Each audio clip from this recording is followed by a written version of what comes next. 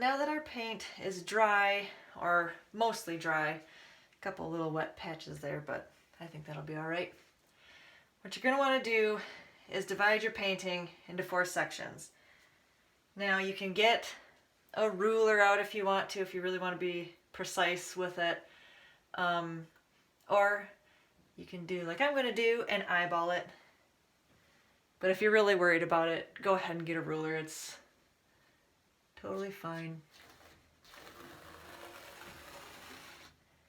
Now these lines are going to be covered up with the black, obviously. Let's see, about halfway. Now they don't have to be exact. We're just looking for, you know, roughly 4ths. Now, I'm going to start, my upper section is drier than my bottom section here, so I'm going to start in the upper section. I'm just going to sketch in my H. Now to do this, make sure that you're making your letters nice and fat, because we want to see as much of this background as we can. You know, let me bring this down just a little bit more actually. Maybe I should have measured it. That's all right. All right. So you're going to want to start as close to the edge as you can. Just make it as fat of a letter as you can.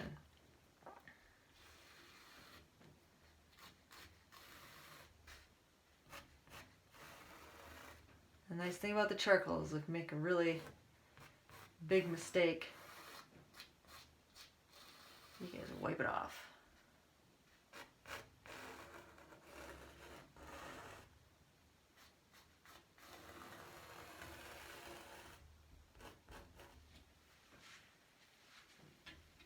Oops, I'm making go down far enough. You can just get a tissue or paper towel and wipe off the lines. Wipe off really nice with just a dry tissue or paper towel. And try not to press too hard with the charcoal, because if you really grind that in there, it's going to be really hard to wipe that off. So just a nice light, gentle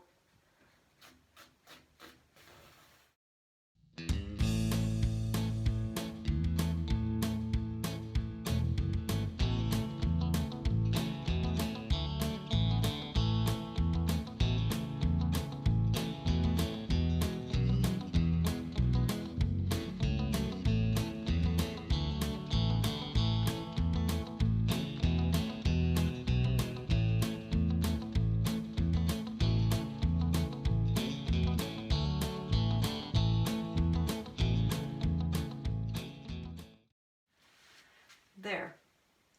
Now it says home instead of ho. That was fun. All we need to do now is fill in black all around our letters. Now to do that, if you feel comfortable using the larger brush, if you feel you've got a pretty good handle on it and you're not going to be making a lot of mistakes with it, go ahead and use it. You'll get it done a lot faster.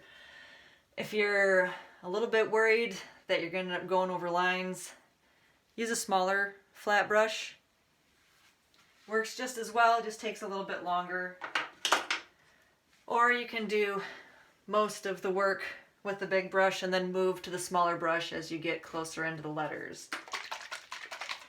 All I need is straight black for this. Okay, I'm going to start with the big brush. I'm just going to go into the black. And now, I don't know if you've used acrylic paint much, you may have noticed that sometimes if it sits for a long time, the sides, the insides of the bottle will dry out and make these, I always call them paint boogers. So you want to get those out of your pile of paint because they can flop and make a mess when you're trying to do fine line work or detail work and really just wreak havoc. So if you've got paint boogers, dig them out.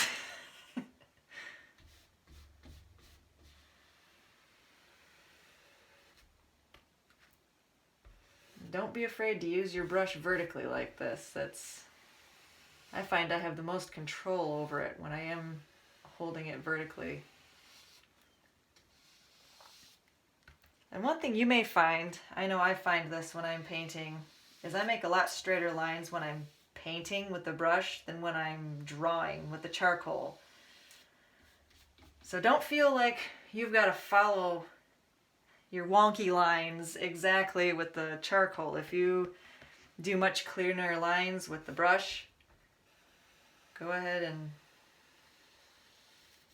follow those lines instead, and then later on when it's all dried, then you can brush off, take a paper towel or a tissue and brush off the charcoal that's showing. Because I know I'm going to have charcoal showing. Then I'm going to have to clean off.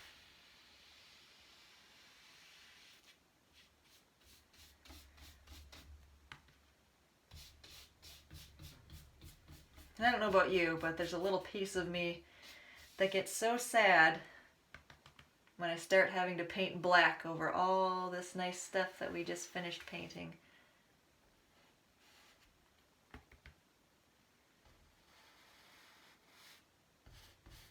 I will use the smaller brush to get in and fix those. But in the meantime, use the big brush just to fill in the big gaps. And just keep a close eye on your charcoal lines though. You don't want to, sometimes you get so, like that right there. Sometimes you get so carried away filling in the gaps that you go right over a line and forget that there was a line there. And then you kind of have to either run with it or try and fix it by basically repainting over that section that you covered in black. And that's a real pain. Now see, we didn't have to put all that pink in there. I kind of thought maybe it'd end up being black, but that's all right. It's good practice. Nothing else. It's always good practice.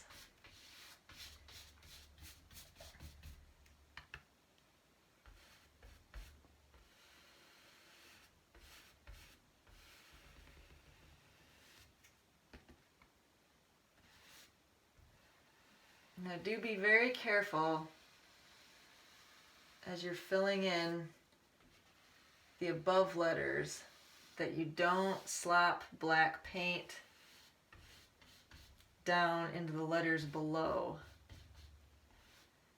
And be careful that you're not putting the paint on so thick that it runs into the letters below. I've seen that happen too. And that doesn't make anybody happy.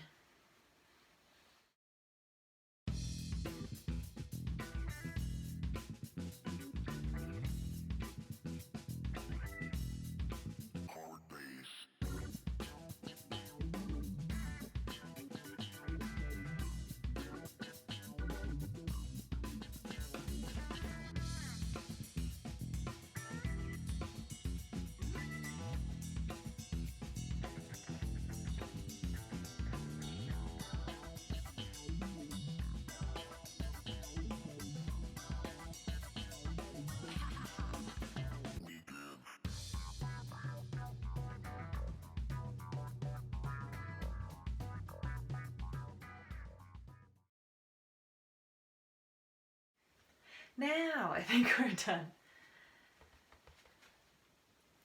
So you can just let that dry, and once it's dry, paper towel, tissue, wipe off all that excess charcoal.